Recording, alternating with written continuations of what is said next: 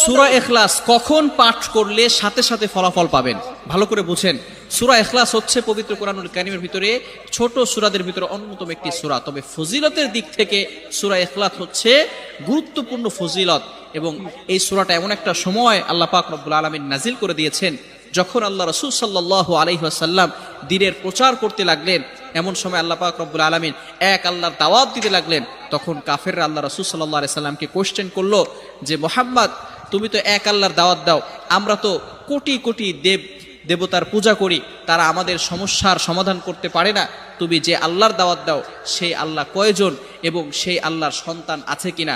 সাথে সাথে আল্লাহ পাক রব্বুল আলামিন এই কাফেরদের প্রশ্নের উত্তরে আল্লাহ রাসূল সাল্লাল্লাহু আলাইহি সাল্লামের কাছে এই সূরাটি নাজিল করলেন, কুল হুয়াল্লাহু আহাদ আল্লাহুস সামাদ লাম ইয়ালিদ ওয়া লাম ইউলাদ ওয়া লাম ইয়াকুল লাহু কুফুয়ান আহাদ।